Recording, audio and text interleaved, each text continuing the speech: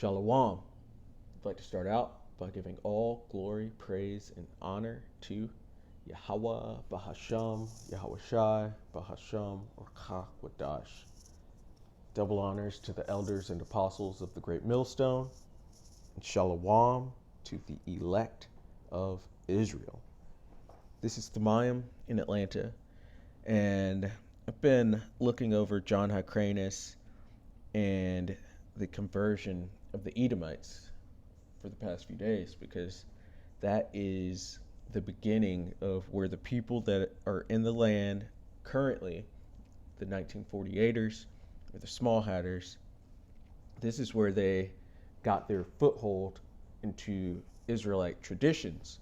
Of course, they've perverted it and they really follow the Talmud, but this is the beginning of them calling themselves Jays, and it goes back to the Maccabean dynasty when John Hyrcanus converted the Edomites. And so that's their beginning, and that's what should be focused on. And this is from the Jewish Encyclopedia. And so it's out there. This is an understanding that there are converts that call themselves, that call themselves Small Hatters or the J-ish, but they're converts. They come from this time period. So getting into it, from the Jewish Encyclopedia, John Hyrcanus. It says, high priest, prince of the Hasmonean family, and that being the Maccabees, born about 175, died in 104. He was a wise and just ruler and a skillful warrior. And he was those things, but he also made some terrible decisions, and you'll see later. It says, as a young man, he distinguished himself as a general in the war against the Syrian general Sidabius, whom he defeated. That John was given the surname Hyrcanus on account of this victory is a tradition to which Gratz and others attribute historical significance. When his father, Simon Maccabeus, was assassinated at Jericho by his son-in-law Ptolemy, and his son-in-law Ptolemy is going to be an Edomite, because Alexander the Greek, or the Creep, conquered the known world at that time, and when he died, he split it amongst his four generals being, or the four empires going into the Seleucid, the Ptolemaic, the Cassander, and the Lysimachus. And they split the kingdom into four parts, and they kind of warred with each other back and forth for control, and it eventually became a battle between the Ptolemies and the Seleucids. But nonetheless, his son-in-law Ptolemy was an Edomite and they were ruling out of Egypt, calling themselves Egyptians, because that's one of the things they do. They conquer a land, and then they take on the traditions and the heritages of those people. They change the pictures to make them look like themselves, or basically whitewashing everything and claiming to be those people. So Alexander conquered, and he became Alexander the Greek, even though he goes back to Edom. And no matter how much they change, they're still going to be Edomites. And the Ptolemies were put into Egypt. They became Egyptians.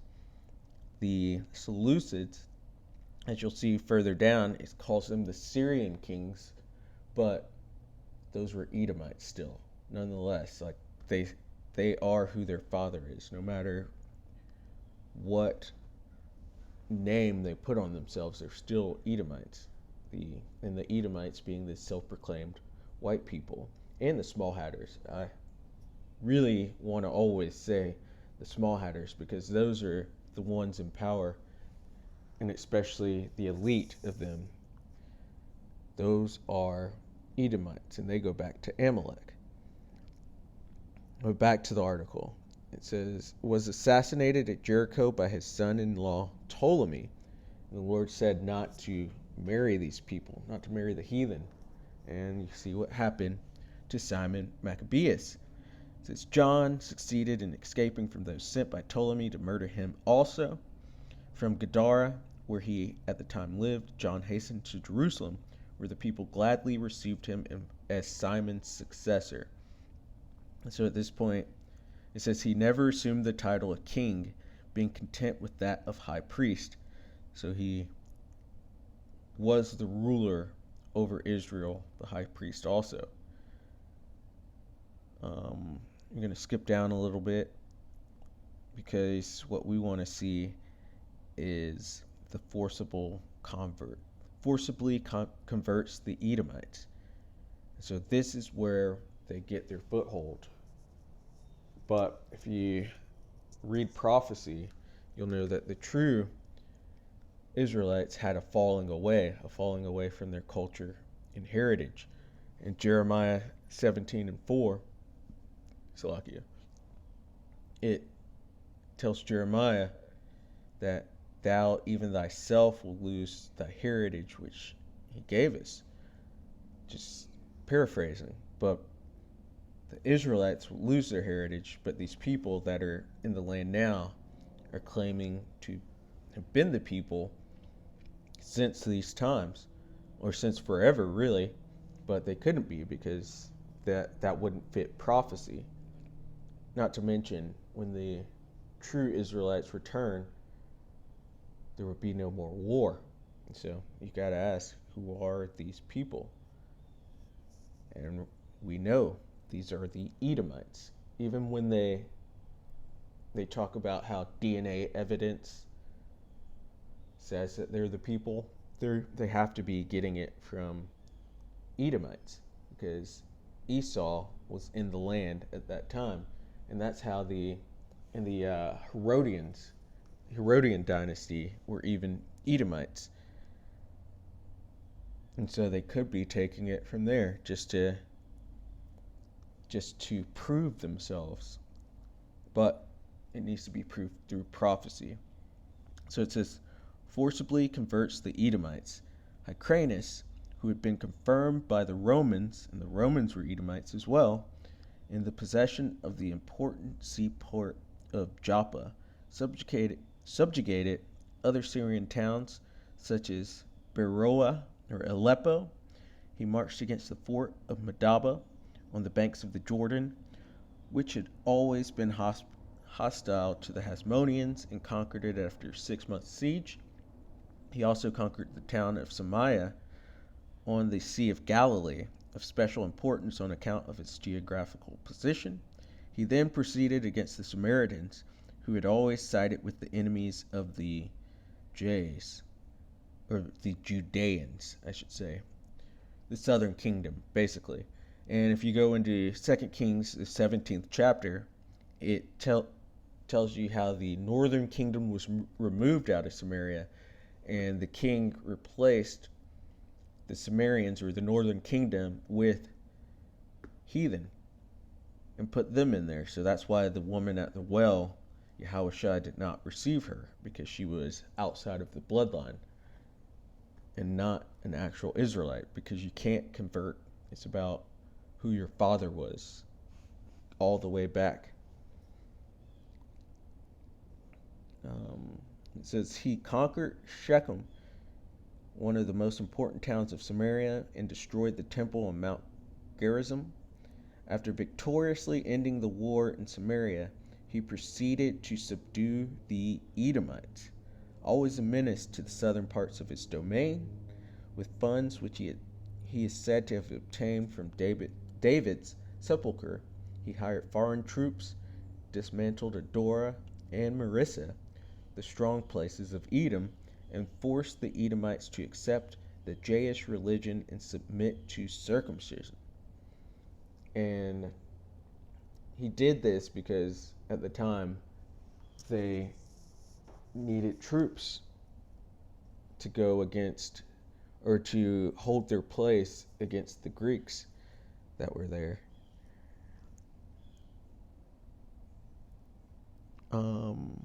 And that's the beginning. That's when these Edomites took on our heritage and traditions, but they perverted them. And that's why you see them not regard the Bible whatsoever or the law, statutes, and commandments. They basically created their own, and they use the Talmud. And a lot of that goes back to Babylonian traditions and then just their own foolish traditions as well. It says this is the first instance of forcible conversion in Jayish history, and they cannot convert again. It says, in this, Hyrcanus allowed his zeal for the Jayish cause to lead him to take a step which later wrought harm, for the Edomites belong the family of the Herodians, and the Herodians, their progenitor is Antipater the Idumean. And as I was saying earlier, you are who your father is. And so all those Herodian kings, they came from a man called Antipater the Idumean, thus making them Edomites or Idumeans. Idumean is a Greek way of saying Edom. It says, I'm going to start back here. For to the Edomites belong the family of the Herodians, who were to bring about the ruin of the Hasmoneans. And we will stop right there. So, in summary, John Hyrcanus converted these Edomites. His father was already letting his daughters marry the Edomites, and that's how he was murdered. And then John later converted the Edomites.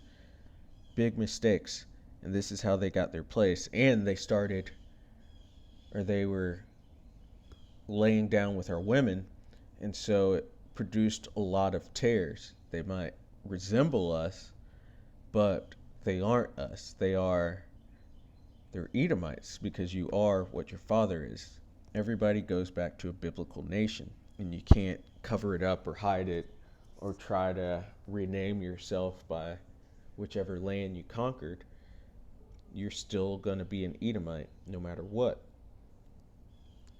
And so John messed up, but we have the scriptures so that we do not mess up, so that we can make it through this time and regain our place within the world. We have to wait for Yahweh to send Yahweh Shai to set everything back up in order, because right now the basest of men, that being the Edomites, are in rulership. And that came from us trusting them and making deals with them and marriages and so on and so forth, to where we ended up in slavery, getting our memory, our heritage beat out of us, to where we didn't even know who we were.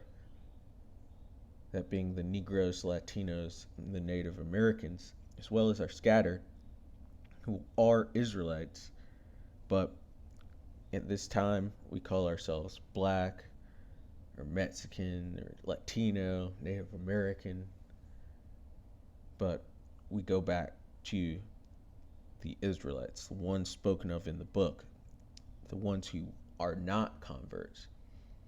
And so the book of Sirach, chapter 12, says, never trust thine enemy. 12 and 10. Sirach 12 and 10. Never trust thine enemy, for like its iron rusteth, so is his wickedness. And iron will rust, and Esau is going to be wicked. They were created to be the wicked. It says, though he humble himself and go crouching, yet take good heed and beware of him. And thou shalt be unto him as if thou hast wiped a looking glass, and thou shalt know that his rust hath not been altogether wiped away. And so they've got their sweet words and seem to be decent people. They put on like they're decent people, but they don't keep treaties. They deal in underhand, serpent-like ways, and they're full of violence. So you can never trust them. They're somebody you can never, ever trust. It says, set him not by thee, lest when he hath overtaken thee, he stand up in thy place. And that was the downfall of both Simon Maccabeus and John Hyrcanus and the Hasmonean dynasty altogether, because they set these Edomites beside him and got bit by him. And this, again, it goes back to how they claim DNA evidence. It's because they were converted. They were set by us, and they trace and pretend like they're the true DNA of the Judeans, but they could not possibly be, according to prophecy. And they're converts, so it doesn't matter. They're just spinning their wheels, really. It says, when he hath overthrown thee, he stand up in thy place. Never let him sit at thy right hand, lest he seek to take thy seat, and thou at the last remember my words and be pricked therewith. And I'm sure both Simon and John were pricked when they realized what's happening. And John should have seen that his father was killed by an Edomite, by a Ptolemy, by a guy claiming to be an Egyptian, and known not to deal with these people. But he still went ahead and converted them. It says, who will pity a charmer that is bitten with a serpent, or any such as come nigh wild beast? So one that goeth to a sinner, and is defiled with him in his sin, who will pity? For a while he will abide with thee, but if thou begin to fall, he will not tarry. And so they'll put themselves in high positions, and you even saw it in the book of Esther with Haman getting into high position, and his whole scheme was to eventually take over. And that's the same thing with the Herodians, started by Antipater the Idumean. They got into the family and with the will of taking over. Because Esau's always trying to control and take. It says, an enemy speaketh sweetly with his lips, but in his heart he imagineth how to throw thee into a pit. He will weep with his eyes, but if he find opportunity, he will not be satisfied with blood, because they're bloody people. And they have their crying and pretending like they're really good people and pretending like they're victims, but really they're scheming, and they're always scheming. It says, if adversity come upon thee, thou shalt find him there first. And though he pretend to help thee, yet shall he undermine thee. He will shake his head, and clap his hands, and whisper much, and change his countenance. And so, the bottom of it, you can never, ever trust an Edomite. They're wicked people. The Lord made them to be wicked. And this is finally their downfall. We're at the end, and they're being revealed to be the wicked of the scriptures. 2 Thessalonians talks about them, and how the Lord's going to reveal them with the spirit of his mouth. We won't make this too long, and so we'll go to Revelation 3 and verse 9. And this was originally speaking to wicked Israelites, but since these Idumeans, these Edomites, have put on the traditions of the Israelites, this applies to them especially. It says, behold, it says a bastard shall dwell in Ashdod, that being them. It also says that aliens would take over our houses. And this is them. This is all from that conversion. It says, behold, I will make them of the synagogue of Satan, which say they are Jays or Judeans. Don't want to get flagged, so don't want to say it. And are not, but do lie. Behold, I will make them to come and worship before thy feet, and to know that I have loved thee. It says, for Jacob have I loved, and Esau have I hated. That hasn't changed, even though they convert and pretend to be us. The Lord still hates them. He sees it all. He sees your conversions. He sees the plots that they're making. He sees them playing victims like they're actually the true people and that they actually have a claim to that land. He sees their lies, their changing of history. He sees their violence, every drop of blood that they've ever spilled. And he saved it all up for them because they are the people of his cursed judgment. They're the great example of how not to be. And those small hatters who are trying to play victims right now, they're being revealed to be the actual problem, as well as the other Edomites, the so-called Europeans or so-called Caucasian, so-called white people. They are the problem. They're the wicked. And you even see them between themselves, between the small hatters and your regular everyday Edomite. There's a war between them, with each other calling, or one calling the other Edomite, and back and forth. But they're both the same people, with Amalek, those small hatters, being their head tribe. They're all in trouble and going down. And so let's read that one more time. So Revelation 3:9 says, behold, I will make them of the synagogue of Satan, which say they are Jays, and are not, but do lie. Behold, I will make them to come and worship before thy feet, and to know that I have loved thee. And so that's how they came into our practices, which they've perverted. And then, or that's one of the times. There was this with John Hyrcanus and the forcible conversion. There's also the Khazars and the Kagan Bullen, in which they tried to convert again.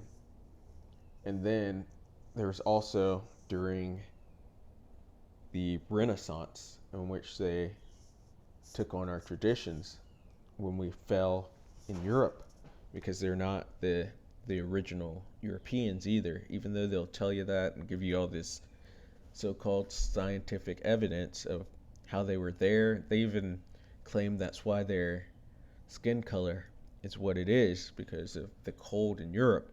But they are not the original Europeans. That the originals were Japhetic people. And then during the Dark Ages, the Israelites ruled there, who were dark-skinned people. The Japhites are dark-skinned people as well. And then again, Esau got his foothold into some of our royal families and started to marry our people, and they took us down again. There's no new thing under the sun. And so, some instances of them taking on our traditions and our heritage and our names and our customs. They're being revealed, and Lord willing, that was edifying. I'd like to give all glory, praise, and honor to Yahweh, Bahasham, Yahushai, Bahasham, Chakwadash. Double honors to the elders and apostles of the great millstone, and shalom to the elect of Israel. Shalom.